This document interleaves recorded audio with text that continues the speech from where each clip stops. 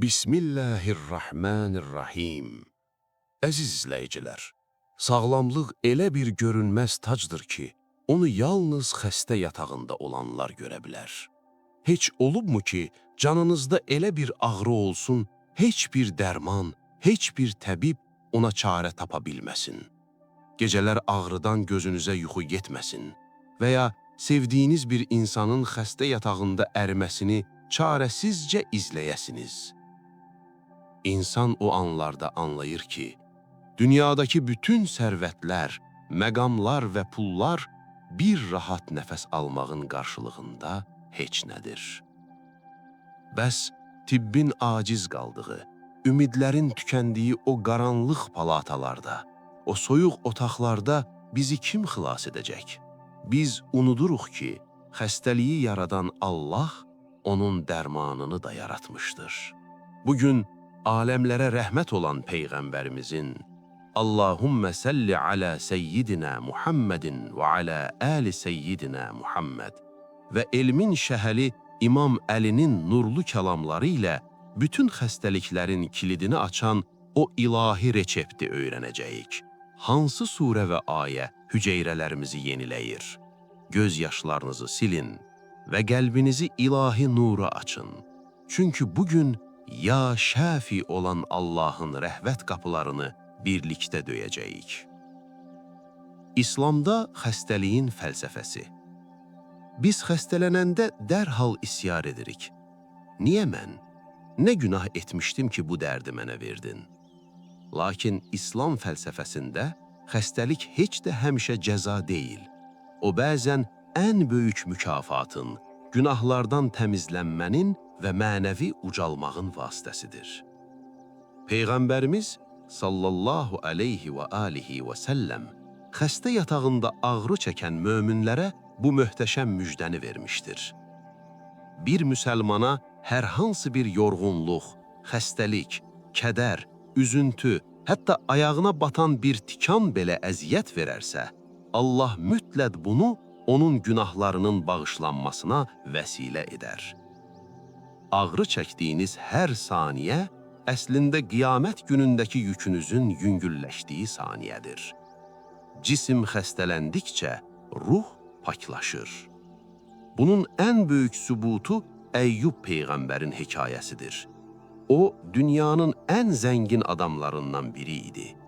Lakin Allah onu imtihan etdi. Bütün mal-mülkü əlindən getdi, övladları vəfat etdi və nəhayət bədəninə elə ağır bir xəstəlik düşdü ki, kimsə ona yaxınlaşa bilmədi. İllərlə yatağa məhkum oldu. Lakin o, bir dəfə belə şikayət etmədi, niyə demədi. Nəhayət, xəstəlik onun zikr edən dilinə və Allaha bağlanan qəlbinin dərinliklərinə çatdıqda, Əyyub Peyğəmbər dözə bilməyib o məşhur şəfa duasını etdi. Rəbbim, mənə həqiqətən də bəla üz verdi. Sən rəhimlilərin ən rəhimlisisən. O, birbaşa Allahın rəhmətindən istədi və Allah o an əmr etdi. Ayağını yerə vur, oradan çıxan su həm yuyunmaq üçün sərin, həm də içmək üçün şəfadır. Əyyub Peyğəmbər o suyla yuyundu və əvvəlkindən də sağlam, gənc və güclü bir şəkildə ayağa qalxdı. Bugün sizin də Əyyub kimi dərdiniz ola bilər. Lakin onun kimi təvəkkülünüz olsa, Allah sizin də ayağınızın altından, heç gözləmədiyiniz bir yerdən şəfa bulağı qaynada bilər. Əş-Şafiyyə, şəfa verən surə. Quran-ı Kərimdə elə bir surə var ki, onun adlarından biri Əş-Şafiyyə, yəni şəfa verəndir. Bu, hər gün namazlarımızda oxuduğumuz Fatihə surəsidir. Biz onu o qədər adiləşdirmişik ki, onun içindəki o nəhəng, möcüzəvi gücün fərqində deyilik. Tarixdə səhabələrin başına gələn bir hadisə bu surənin gücünü tam sübut edir. Peyğəmbərimizin səhabələrindən Əbu Səid Əl-Xudri bir karvanla səfərdə ikən bir qəbilənin yanından keçir. O qəbilənin rəisini çox zəhərli bir əqrəb, bəzi rivayətlərdə ilan sancmışdı. Bütün təbiblər yığılsa da adam ölümlə pəncələşirdi. Əbu Səid Əl-Xudri yaxınlaşır, adamın yarasına əlini qoyur və sadəcə 7 dəfə Fatihə surəsini oxuyub üflüyür. Gözləri qapanmaqda olan qəbilə rəisi bir anda gözünü açır və elə bir heç nə olmamış kimi ayağa qalxır. Zəhər anında təsirini itirir. Bu hadisəni gəlib Peyğəmbərimizə danışanda o təbəssüm edir və buyurur: Fatihənin bu cür güclü bir ruqyə, yəni şəfa duası olduğunu sən hardan bildin? İmam Əli əleyhissalam Fatihə surəsinin sirrini belə açıqlayır. Bütün səmavi kitabların sirri Qurandadır. Bütün Quranın sirri Fatihə surəsindədir və Fatihənin sirri isə Bismillahirrahmanirrahimdir. Əgər başınız, mədəniz ağrıyırsa və ya hansısa əzanızda xəstəlik varsa, sağ əlinizi ağrıyan yerin üzərinə qoyun və səmimi qəlbdən hər kəlməsini hiss edərək 7 dəfə Fatihə surəsini oxuyun. O ağrının necə çəkilib getdiyinə özünüz şahid olacaqsınız. Maddi və mənəvi şəfanın birləşməsi. İslam bizə xəstələnəndə dərhal dərman atmağı yox, həm maddi, həm də mənəvi səbəblərdən tutunmağı öyrədir.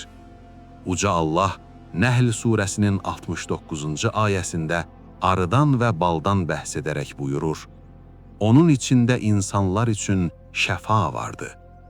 Başqa bir ayədə isə Quran haqqında buyurur ki, biz Qurandan möminlər üçün şəfa və rəhmət olan ayələr nazil edirik.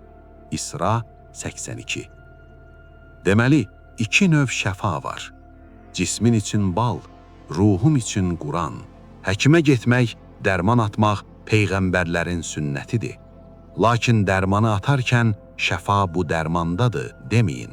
Şəfa Allahdandır, bu sadəcə vasitədir deyərək Bismillahla için. Dərmana təsir gücünü Allah verir. Bəzən oxuyuruq, dua edirik, amma şəfa gecikir. Səbəbi nədir? Səbəbi xəstə yatağında etdiyimiz yanlış əməllərdir. Birincisi, ümidsizlik və şikayət. Ağrıdan zarımaq insanidir, lakin hər gələnə mənim canım qurtarmayacaq, bu xəstəlik məni öldürəcək deyərək naşükürlük etmək şəfa qapılarını bağlayır. İnsan öz sözü ilə bəlanı çağırır. Peyğəmbərimiz xəstə ziyarətinə gedəndə mütləq belə deyərdi: Qorxma, narahat olma, bu xəstəlik təmizlikdir inşallah. Siz də özünüzə və ətrafınıza yalnız müsbət sözlər danışın. İkincisi, sədəqə verməmək. Xəstəlik gələndə minlərlə manatı xəstəxanalara tökürük, amma fəqirə verməyə 10 manat qıymırıq. İmam Əli əleyhissalam buyurur: Xəstələrinizi sədəqə verməklə müalicə edin. Sədəqə, xəstəliyin və bəlanın qarşısını kəsən ən böyük qalxandır. Əgər evinizdə ağır xəstə varsa, onun adından bir acı doyurun, bir yetimin başını sağallayın. O yetimin gözündəki sevinç xəstənizin canına şəfa olaraq qayıdacaq. Şəfa üçün nəbəvi formul. Əziz izləyici, bugündən etibarən bədəninizdə bir ağrı, bir xəstəlik hiss etdiyiniz an təlaşa düşməyin. Peyğəmbərimizin bizə öyrətdiyi bu mənəvi formulu tətbiq edin. Sağ əlinizi bədəninizdə ağrıyan və ya xəstə olan nahiyənin, başınızın, köksünüzün, qarnınızın üzərinə qoyun. Əvvəlcə 3 dəfə deyin: Bismillah, Allahın adıyla. Sonra isə 7 dəfə bu sarsılmaz duanı oxuyun. Əuzu billahi və qudratihi min şərri ma əcidu və uhadiru. Tərcüməsi, hiss etdiyim və qorxduğum bu ağrının şərrindən Allahın qüdrətinə və əzəmətinə sığınıram. Bunu tam yəqinliklə, şübhə etmədən edin. Şəfanı verən, Rəzzaq və Şafi olan Allahdır. O öl deyər və ən çarəsiz xəstəlik belə bir anın içində yox olub gedər. İslami Şəfa kanalının dəyərli və əziz izləyiciləri, bizimlə bu yolda sona qədər olduğunuz üçün sizə ürəkdən təşəkkür edirəm. İnanıram ki, rəhman olan Allah bu mübarək kəlamların hörmətinə canınızdakı ağrıları aldı və o xəstəlikləri günahlarınıza kəffarə etdi. Əgər bu video sizin və ya sevdiklərinizin qəlbinə bir ümid toxuma əkdisə, zəhmət olmasa videonu bəyənin.